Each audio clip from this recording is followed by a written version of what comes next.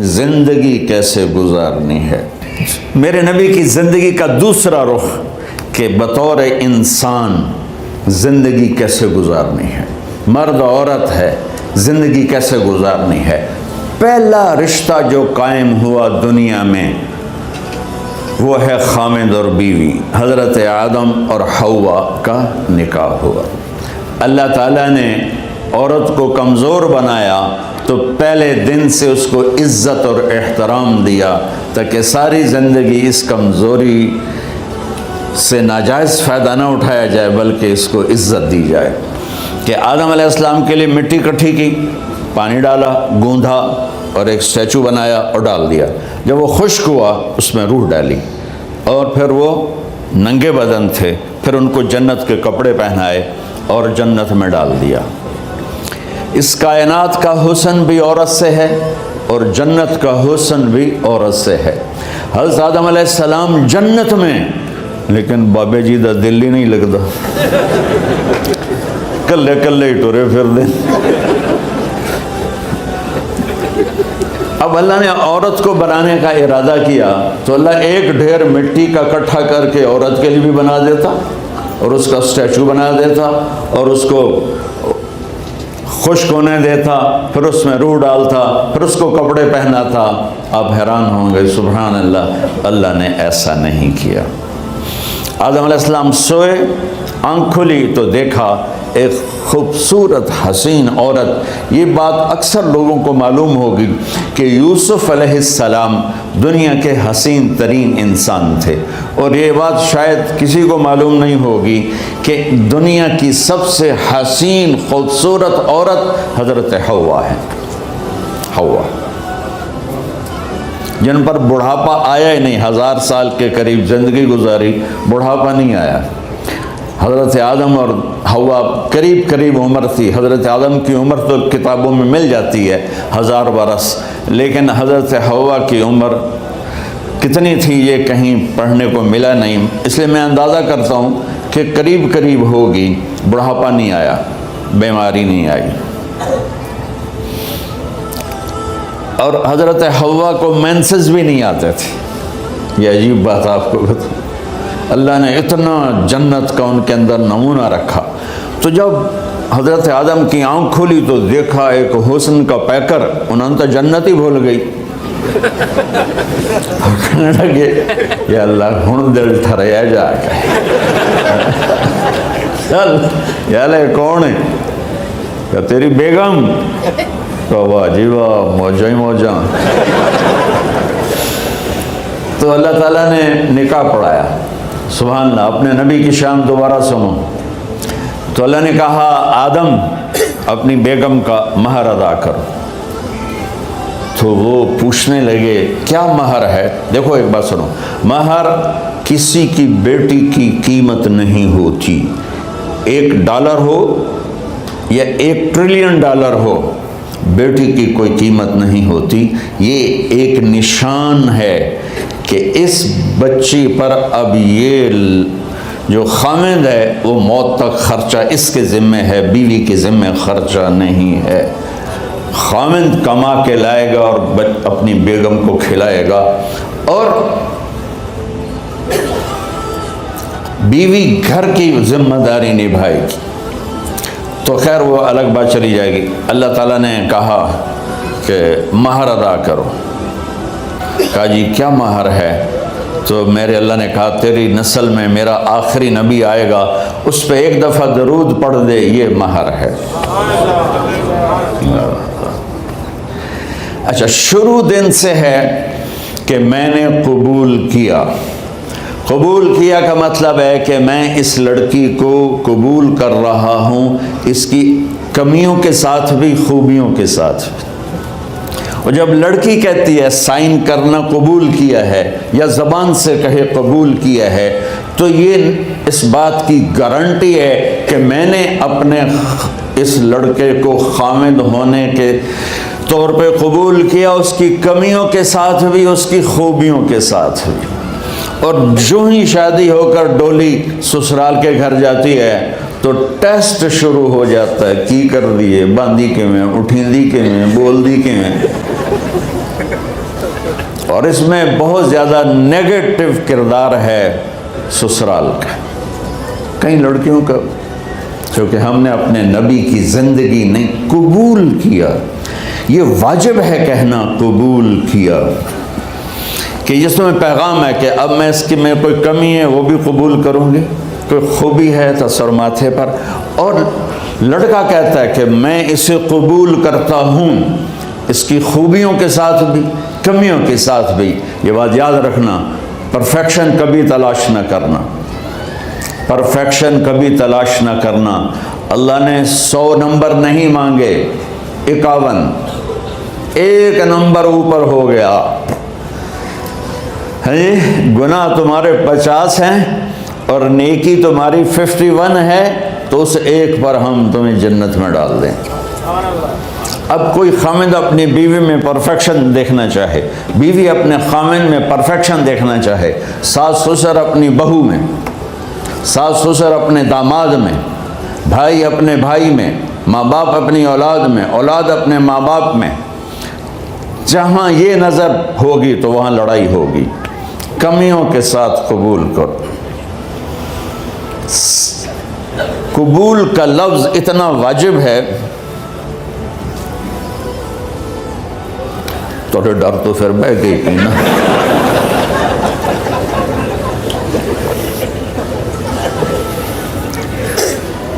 قبول کا لفظ اتنا ضروری ہے کہ اس کے بغیر نکاح ہی نہیں ہوتا. میں یہ کئی جگہ لطیفہ سنا چکا ہوں، اور واقعی قصہ بھی ہے، ایسے لطیفہ نہیں ہے. میرے دوست ہیں، ذمہ دار ہیں اچھے، تو ان کے گاؤں کا ایک بچہ چھوٹی عمر میں بسوں پہ جا کے نا وہ جاب پہ لگ گیا. تو اس کا کام ہوتا ہے بس کو صاف کرنا، ڈرائیور کو چائے پلانا، اور جہاں کہیں رش ہو تو اس کو ڈائریکشن دینا، استاد جی کٹ لو، استاد جی آن دیو، استاد جی جان دیو. تو یہ اس کا محاورہ بن جاتا ہے. اب اس کا نکاح ہوا تو مولانا صاحب نے کہا بھائی عبد الرحمن، میں فرضی نام لے رہا ہوں، نام مجھے اس کا یاد نہیں، عبد الرحمن زینب بنت اسلم نو تیرے نکاح دیتا 500 مہر تو قبول کیتا؟ تھوڑی دیر سوچ کے کہندا جی آن دیو. اس نے ساری زندگی آن دیو ہی سیکھا تھا. تو اس کے بھائی نے اس کو کوئی نہیں ماری تو کہنے لگا جی جان دیو. مولانا صاحب نے کہا آن دیو جان دیو نلکا میں نہیں بڑھنا، تو آگے میں قبول کیتا.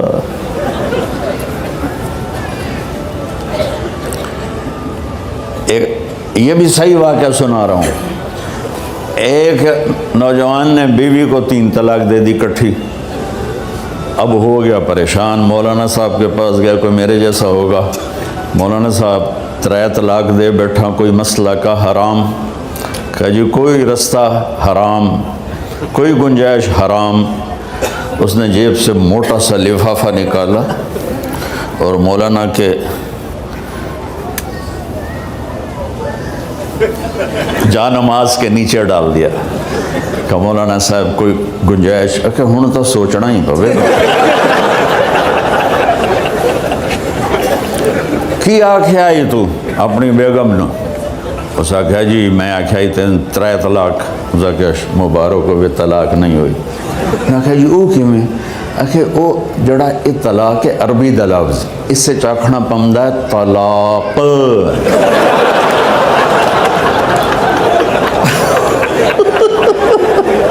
یہ آپ کو صحیح واقعہ سنا رہا ہوں. تو تم نے تو چھوٹے کاف کے ساتھ کہا ہے طلاق. او کاف تا کتے آلا ہے. موجاں کر ایک لفافہ ہو راوے تو چاہے ساری زندگی دا حلال کر دے. لفظ قبول اتنا ضروری ہے. تو میرے نبی نے 11 شادیاں کی، اللہ کی قسم شوق کی نہیں تھی. ما تزوجت وما زوجت الا بوحی من السماء نزل به جبریل. کہ لوگوں سن لو میری بات غور سے، مجھے عورت کی کوئی رغبت نہیں ہے. میں نے جہاں شادی کی، جہاں بیٹی کی شادی کی، پہلے اللہ نے آسمان سے جبریل بھیج کے حکم دیا، پھر میں نے قدم اٹھایا. تو پہلا رشتہ خاوند اور بیوی ہے جو اس کائنات میں جڑتا ہے. یہ دنیا کا سارے رشتوں میں نمبر 1 رشتہ ہے، سب سے خوبصورت رشتہ ہے، سب سے اہم رشتہ ہے، سب سے بڑا رشتہ ہے. والدین کے لیے چند آیات ہیں، اولاد کے لیے چند آیات ہیں، بہن بھائیوں کے لیے چند آیات ہیں، خاوند اور بیوی کے لیے سینکڑوں آیات ہیں، سینکڑوں. تو اگر آپ اپنے گھروں میں کامیابی دیکھنا چاہتے ہو، اپنے گھر کو ہاؤس کی بجائے ہوم دیکھنا چاہتے ہو، خوشی کا اگر آپ اسے گہوارہ بنانا چاہتے ہو، اللہ کی قسم ڈگریوں سے نہیں ہوگا، محبت سے ہوگا. میرے نبی سے پوچھا گیا یا رسول اللہ اسلام کا سب سے مضبوط عمل، نہیں، میرے نبی نے سوال کیا، بولو بھائی اسلام کا سب سے مضبوط عمل کیا ہے؟ صحابہ نے کہا نماز. نہیں، سبحان اللہ. ابھی میں نماز کی کتنی اہمیت بتا چکا. انہوں نے عرض کیا جہاد، آپ نے فرمایا نہیں. تو صحابہ نے عرض کیا روزہ، آپ نے فرمایا نہیں. اللہ اکبر. یا رسول اللہ حج، آپ نے فرمایا نہیں. تو سارے صحابہ حیران ہو گئے، یا رسول اللہ نماز، جہاد، روزہ، حج، تو پھر کیا ہے؟ اب سننا سارے بہن بھائی، مستورات، بچے بچیاں. آپ نے فرمایا اسلام کا سب سے مضبوط اور بڑا عمل ہے آپس میں اللہ کے لیے محبت کرنا. اگر آپ اپنے گھروں میں حسن دیکھنا چاہتے ہو تو ایک دوسرے سے محبت کرو، اظہار محبت کرو. اور محبت کے پیدا ہونے کے لیے بہت ساری چیزیں ہیں، لپیٹ کے 2 میں کر دیتا ہوں. 2 میں بیوی کی خوبی دیکھو، کمی نہ دیکھو. خاوند کی خوبی دیکھو، کمی نہ دیکھو، پہلی بات. دوسری بات، اس زبان سے زہر نہ اگلو محبت کے پھول. اس زبان سے کڑوے جملے نہ ہوں، طنز نہ ہو، ٹانٹنگ نہ ہو، بےعزت نہ کرو، انسلٹ نہ کرو، تو آپ کے دل جڑ جائیں گے. یاد رکھو شکلوں سے زندگی آباد نہیں ہوتی، زندگی اخلاق سے آباد ہوتی. تو اپنے گھر سے ٹانٹنگ نکال دو. نہ کہا کا مطلب ہے بارش کا زمین میں جذب ہو کر یکجان ہو جانا. 2 زندگیوں کا محبت میں جذب ہو کر یکجان ہو جانے کو نکاح کہتے ہیں. نہ کہا آنکھوں میں نیند کا اتر کے سلا دینا. نہ کہا خاوند اور بیوی کا ایسی محبت دینا کہ چین کی نیند آ جائے. نہ کہا اعتماد کرنا، بھروسہ کرنا، خاوند بیوی پہ بھروسہ کرے، بیوی خاوند پہ بھروسہ کرے. اے نوے لوگ کے فون چیک ہو رہے ہوئے، کال کتنے کی تھی، کال کتنے کی تھی. عزت دو، اعتماد کرو. چوتھا مطلب درخت کا چھاؤں بنا دینا. نہ کہا میاں اور بیوی، خاوند اور بیوی کا محبت کی ایسی چھاؤں بنانا کہ اس کے نیچے اولاد کا پودا خوبصورتی سے پیدا ہو سکے. نہ کہا، اصل لفظ نکاح کے مطلب بتا رہا ہوں. نہ کہا مریض کو، کدھر ڈاکٹر بیٹھے ہیں، میرے سامنے بیٹھے ہیں، مریض کو دوا ایسی دینا کہ وہ شفا یاب ہو جائے. آپس کے ایسے تعلق بنانا کہ زندگی کو شفا مل جائے. میرے بھائی بہنوں، میں آپ کو اپنے نبی کی زندگی بتا رہا ہوں. میرے نبی نے 11 شادیاں کی. اللہ ذوالجلال کی قسم، صرف ہمیں زندگی سکھانے کے لیے کہ گھر کی زندگی کیسے ہوتی ہے اور اولاد کو کیسے پالا جاتا ہے. اب لوگ کیا مجبوریاں ہیں کہ عورت بھی جاب کرتی ہے، مرد بھی جاب کرتا ہے. عورت کی سب سے بڑی جاب اپنی نسل کو پالنا ہوتا ہے. جب یہاں ٹائم نہیں ملتا بچے کو، نہ ماں سے ملتا ہے نہ باپ سے ملتا ہے، تو پھر وہ جنگل کا پودا بن جاتا ہے. یہ تو وینکوور ہے. فیصل آباد کی بات سناتا ہوں. میرے بچے جس اسکول میں پڑھتے تھے ان کے پرنسپل سے میری دوستی تھی. میں ملنے گیا ایک دن، تو کہنے لگے یہ عجب واقعہ ہوا ہے کہ یہاں 2 بچے پڑھتے ہیں، ان کی ماں بھی ڈاکٹر ہے اور باپ بھی ڈاکٹر ہے. تو وہ دونوں آئے ہیں میرے پاس کہ ہمارے بچوں نے 3 دن ہو گئے ہیں گھر میں کھانا نہیں کھایا، تو ہم پریشان ہیں، ہمیں بتاتے نہیں، کائنڈلی آپ پوچھ کے بتائیں کہ وہ کھانا کیوں نہیں کھا رہے۔ ایک باری کر کے بھی کھا دو۔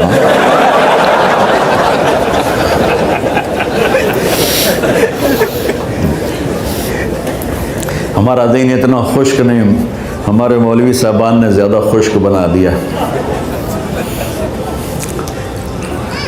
تو انہوں نے دونوں بچوں کو بلایا، سننا سارے فیملیز بیٹھے ہو جہاں میں فیملی کی زندگی کو فوکس کر کے نبی سے جوڑ کے بتا رہا ہوں، طارق جمیل کے تجربے نہیں بتا رہا۔ دونوں بچوں کو بلایا، بیٹا آپ کھانا کیوں نہیں کھا رہے؟ کہا جی ہم اپنے ممی اور بابا کے سامنے نہیں بتائیں گے۔ تو انہوں نے دونوں کو باہر بٹھا دیا، پھر پوچھا اب بتاؤ کیا مسئلہ ہے؟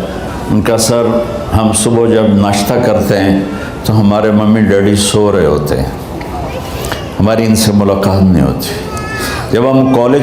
جب ہم اسکول سے واپس آتے ہیں تو ممی ڈیڈی اپنے میڈیکل کالج میں ہوتے ہیں، ہاسپٹل میں ہوتے ہیں، تو ہمیں ان کو دیکھنے کا موقع نہیں ملتا۔ شام کو جب ہم کھانا کھاتے ہیں تو یہ دونوں اپنے پرائیویٹ کلینک میں ہوتے ہیں، تو ہم ان کو دیکھ نہیں پاتے۔ پورا ہفتہ گزر جاتا ہے، ہمیں ماں باپ کی شکل نظر نہیں آتی۔ تو ہم نے اسٹرائک کی ہے کہ ایسے ماں باپ کی روٹی کیا کھانی جو اپنی شکل بھی نہ دکھا سکیں۔ تو اس لیے ہم نے کہا ہم نے بائیکاٹ کیا ہے، گھر میں نہیں کھانا ہے۔ تو ایسی لائف مت بناؤ۔ یہاں ایک بہت بڑا چکر شیطان دیتا ہے، بڑی گاڑی لے لو، $100 کی قسط تو ہے، اور بڑا گھر لے لو، $200 یا $100 کی قسط تو ہے، پھر میاں بھی کام کرے، بیوی بھی کام کرے، جو کہ بڑا گھر باقی رہے، تو خوشیاں تو مٹ گئیں۔ جو ڈبل جاب کرے گا، پھر ڈبل جاب کرتے ہیں، ڈبل جاب کرنے والا بیچارہ تھکا ہوا ذہن لے کے آتا ہے، وہ کیسے ٹائم دے گا اپنے بچوں کو خوشی کے ساتھ؟ جو ماں جاب کر کے آئے گی پھر کھانا پکائے گی، وہ جب اتنی تھک جائے گی تو اپنے بچوں کو کھلا ٹائم کیسے دے سکے گی؟ پوری کائنات کی ذمہ داری تھی میرے نبی کے سر پر، اور آپ اس کے باوجود روزانہ حسن حسین کے لیے وقت نکالتے تھے۔ اور انہوں کو آ کر کوئی لیکچر نہیں، دیکھو ماں باپ سے ایک بات کرتا ہوں، لیکچر تھوڑا دو، محبت زیادہ کرو، یہ نہ کرو، یہ کیوں کیا، یہ کرو، یہ کرو، یہ چھوڑ کر صرف سینے سے لگاؤ، پھر محبت دو، کمیوں سمیت بچوں کو قبول کرو، ان کی زندگی تبدیل ہو جائے گی۔ اتنے بڑے نبی، اتنی بڑی ذمہ داری، اور اتنا درد سینے میں کہ آپ کے سینے سے ایسے ابلنے کی آواز آتی تھی جیسے ہانڈی ابلتی ہے، اس کے باوجود آپ روزانہ کہتے این اللقا، میرے شرارتی بچے کدھر ہیں؟ تو وہ بھاگے بھاگے آتے، دیکھو میں فزیکل کر کے بتاؤں گا تاکہ آپ کو پتہ چلے زندگی کیسے گزاری، کہ میرے شرارتی بچے کدھر ہیں؟ 7 بر اعظم کی ذمہ داری ہے، اور تھوڑی چھوٹیاں چھوٹیاں جابن، تو تسی کہتے ہو بزی بڑے ہیں، بزی بڑے ہیں۔ میرے نبی پہ 7 بر اعظم کے انسانوں کی ذمہ داری ہے، اور آخری آنے والے انسان تک کی ذمہ داری ہے۔ اس سے بڑی جاب کس کی ہوگی کائنات میں؟ اور پھر آپ روزانہ آتے ہیں، این اللقا، میرے شرارتی بچے کدھر ہیں؟ تو حسن حسین بھاگے بھاگے آتے، آپ ان کے لیے یوں ہو جاتے تھے، آؤ بھائی میری کمر پہ چڑھ جاؤ۔ اپنے نبی کی عظمت کو جانو کہ انہوں نے زندگی کیسے سکھائی۔ چاند کے 2 ٹکڑے کر دینا کوئی معمولی بات ہے، آسمان چیر کے چلے جانا معمولی بات ہے، ایک زندگی سکھا کے جانا سب سے بڑی بات ہے۔ کتنی اولادیں برباد ہو گئی ماں باپ کی وجہ سے، کتنے گھر اجڑ گئے ساس سسر کی وجہ سے، کتنے گھر اجڑ گئے لڑکی کے بدتمیز ہونے کی وجہ سے، کتنے گھر اجڑ گئے لڑکے کے شرابی اور باہر کی گندگی کی وجہ سے۔ زندگی سیکھو۔ یہ اتنے بڑے نبی ہو کر آپ یوں ہو رہے ہیں جیسے میں نے آپ کو کر کے دکھایا، دونوں کو اوپر بٹھا لیتے اور کمر میں چکر لگاتے تھے، پھر یوں کر کے پوچھتے تمہارا اونٹ کیسا ہے؟ سبحان اللہ۔ پھر دونوں کو اتار دیتے اور اپنی نواسی زینب جن کو حضرت علی کی وراثت ملی، کس کی؟ علم کی، فصاحت اور بلاغت کی، ان کو کمر پہ بیٹھا لیتے اور اکیلی زینب کو پورے گھر میں چکر لگواتے تھے۔ اور بھی دکھ ہیں زمانے میں محبت کے سوا، راحتیں اور بھی ہیں وصل کی راحت کے سوا، کیا صرف کمانا ہی کام ہے؟ ادھار کی زندگی سے بچو، خوش و خرم رہو، اس کو قسط دینی ہے، یہ قسط دینی ہے، یہ قسط دینی ہے، یہ دینی ہے، سر میں درد نہیں ہوگا تو اور کیا ہوگا؟ تو آپ اتنے بڑے عظیم ہو کر وقت نکال رہے ہیں، اور حضرت ابو ہریرہ فرماتے ہیں میری آنکھوں نے دیکھنا سارے کہ آپ نے کبھی حسن کبھی حسین یہاں جیسے مائیں کرتی ہیں ادھر کھڑا کیا ہوا ہے اور جھولا جھولا رہے ہیں ایسے، اور ان کے دونوں ہاتھ پکڑ کر کہہ رہے ہیں آ جاؤ اوپر آ جاؤ، اوپر آ جاؤ، آگے پہاڑی ہے، اوپر آ جاؤ، آگے پہاڑی ہے، تو ایسے ایسے آتے، اور اوپر آؤ، وہ یہاں جاتے، آگے آؤ، وہ یہاں آ جاتے، آگے آؤ، وہ یہاں آ جاتے، تو پھر آپ یوں ہو جاتے، آگے آؤ، تو چڑھتے چڑھتے یہاں آ جاتے، یہاں وہ یہاں آ جاتے، تو آپ ان کے ہاتھ فکس کر کے آگے بڑھ کر ان کے ہونٹوں کا بوسہ لیتے اور کہتے یا اللہ میں ان سے پیار کرتا ہوں، تو بھی ان سے پیار فرما۔ بھائیو اللہ کی قسم پیسے سونے چاندی سے زندگی میں خوبصورتی نہیں آتی، نبی کی غلامی سے زندگی میں خوبصورتی آتی ہے۔ اتنے بڑے نبی ہیں اور حضرت عائشہ سے کہہ رہے ہیں دوڑ لگائیں۔ یہاں کسی مولانا سے پوچھو اپنی بیوی سے کبھی کہا اس نے کہ دوڑ لگائیں؟ الٹا سوٹا لے آتے کھلو جائے گا۔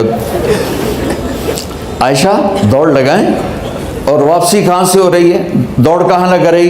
جہاد کے سفر سے واپسی ہو رہی، اور آپ نے اپنے صحابہ سے کہا سب آگے چلے جاؤ۔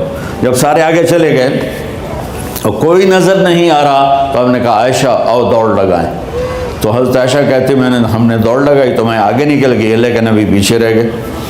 کچھ سال گزرے تو پھر ہم سفر سے واپس آ رہے تھے تو آپ نے صحابہ سے فرمایا سب آگے چلے جاؤ، چلے گئے۔ آپ نے کہا عائشہ دوڑ لگائیں؟ کہ یہ لگائیں۔